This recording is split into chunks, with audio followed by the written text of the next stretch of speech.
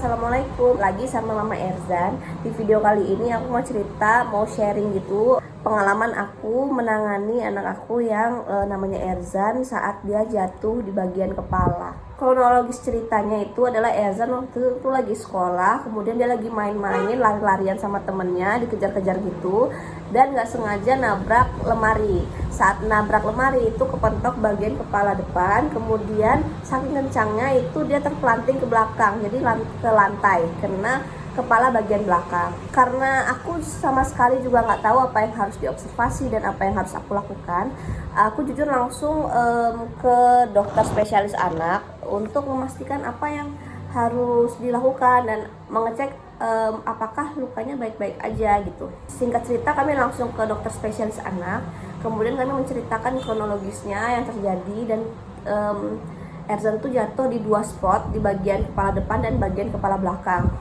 Itu didampingi sama guru-gurunya juga, dan dokter saat itu langsung memeriksa Erzan.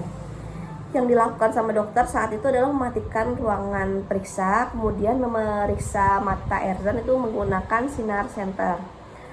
Kemudian setelah dicek, dia bilang aman, dan dia menginstruksikan untuk aku dan suamiku untuk observasi Erzan 24x2, yaitu 48 jam, untuk melihat adanya muntah, kemudian apakah ada mimisan atau darah keluar dari lubang-lubang alaminya seperti telinga, lubang telinga, lubang hidung, kemudian adakah penurunan kesadaran, yaitu kita melihat apakah dia jadi ngantukan atau jadi penurunan aktivitas yang biasanya ceria tuh jadi murung atau ngantuk atau lemas gitu, itu harus dilihat. Kemudian juga jika anaknya rewel secara terus menerus, berarti kan adanya nyeri yang sangat hebat.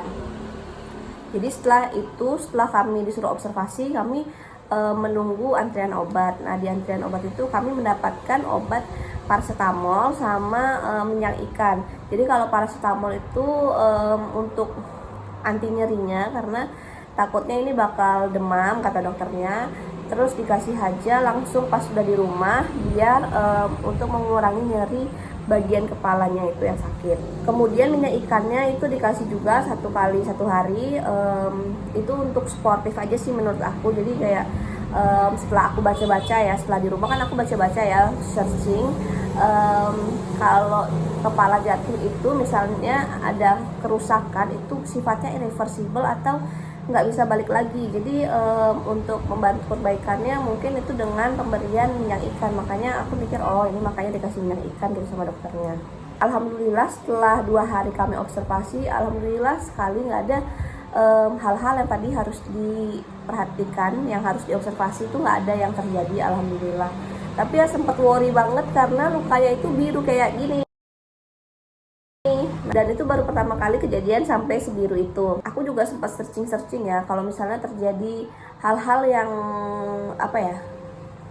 yang tadi disebutkan sama dokternya itu perlu untuk di CT scan.